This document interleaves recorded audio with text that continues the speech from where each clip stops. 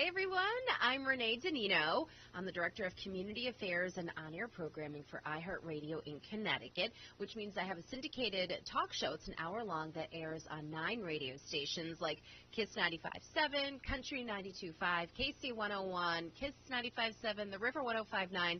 I don't know if I'm repeating myself. ESPN Radio. Anyway, you can follow me at mycommunityaccess.com or on Twitter at myctcommunity. I'm also the midday host on the River 105.9. I have a rock show Monday through Fridays from 10 a.m. to 3 p.m. And every once in a while, you'll see me filling in for my pal Nicole Nalepa on WFSB Channel 3 Eyewitness News in the morning doing traffic reports. And then on Fridays, you'll see me on Better Connecticut with my weekend blog and what to do in Connecticut on the weekend. So I have a pretty busy schedule, but I love my job. I love what I do. And I came in here today to answer some questions. So I'm going to look down here on your awesome teleprompter and start answering questions. All right, here I go. Where did I grow up and go to school? So I grew up in Old Wethersfield, Windsor, and East Hartford. So I spent equal times everywhere. But I went to high school in East Hartford High School. So, yeah, that was fun. Now, what got me interested in broadcasting as my space bar? Look at this. See how technical this is? As a possible career. So when I was in 8th grade, they asked us to do a report about what you thought was interesting, and I thought, okay, well, I think radio is interesting. So the DJ at the time, I called him up and I said, would you come into my school and do this report with me?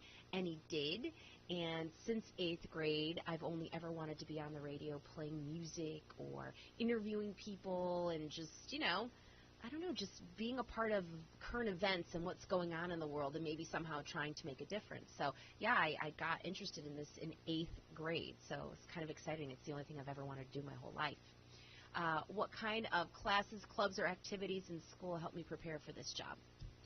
I have to say journalism and film class actually were huge for me getting prepared into this, and actually history and reading, writing, things like that, because in our industry you have to write your stories, you have to read quickly, you have to comprehend, you have to retain information.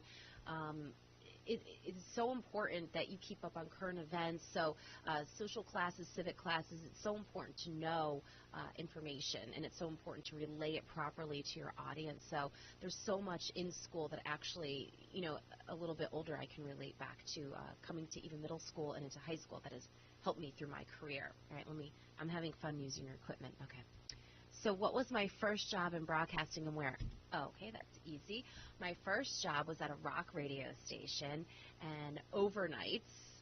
So I was 18 years old. Yeah, I was 18, and I had to go to work at 11 o'clock at night. And I got home at 6 o'clock in the morning, and it was pretty scary sometimes. So my mom would drop me off because I don't even think I was driving. I think I got my license late. But anyway, so I was working third shift, and I was playing rock music, and I was having a lot of fun. And that was pretty fun in Hartford. And it was at a station that doesn't exist anymore. It was called WCCC, but they changed hands, and so now they're, I think, a Christian music station now. But that was my first job, and I think that was in 1988 or 89. That was a long time ago, right? Okay, so what do you do if you make a mistake like this? Let's see here, like that. You just go on. Everybody makes a mistake, and mistakes in every job they have. It's just that sometimes ours are seen on camera or heard on the radio, but you just keep moving on. You can't let mistakes stop you or bother you at all.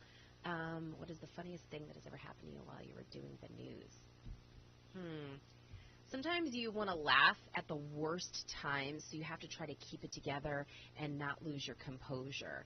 One of the funniest things that ever happened to me in an interview, in a live interview, I was interviewing some celebrities for a movie, and I had to cough really badly, and I was sitting very close to this celebrity, and so my eyes were tearing up when I was coughing, and all my makeup and my mascara ran down my face. And for the whole interview, this celebrity had to look at me, and I looked like a clown with makeup all over my face. But he still did the interview. Nobody told me about it until after it was over, so that was embarrassing. But yeah, I can't think of too many other embarrassing things like that. Just silly things. Silly, embarrassing things happen to me every single day. Are there any cool perks or special treatment you get for being a local celebrity? You know what? People are very nice and kind and want to do things for you if they know that you're on the radio or on television. But, usually you just want to be treated like everybody else, and a lot of times we can't accept things from people because it's illegal. So, usually people are just extra special nice, or, when we come and do events like this, people really appreciate it. So it's sort of give and take. I really appreciate people in the community more, and people in the community appreciate that we can maybe get the word out about community events. But, yeah, sometimes if you get special treatment, it just depends on if you're working an event.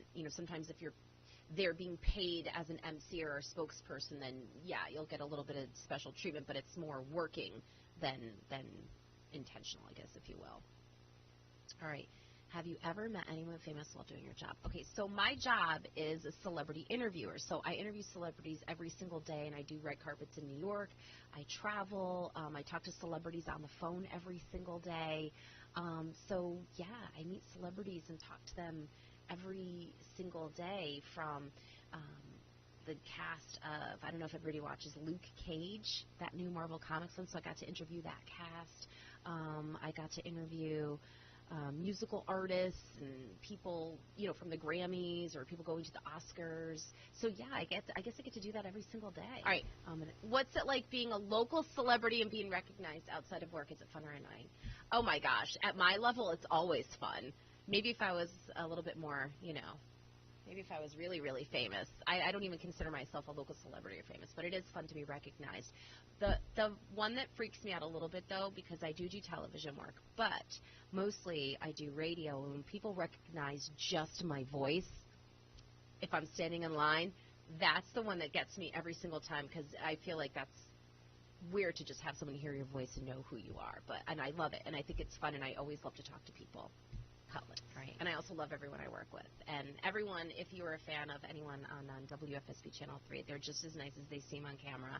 And if you listen to iHeartRadio, The River, Country Kids, KC101, everyone is pretty awesome. So, yeah, I love my job. And if you guys ever have any questions or want to reach out or come to the studios for a tour, I'd love to have you. So, yeah, thanks for having me today.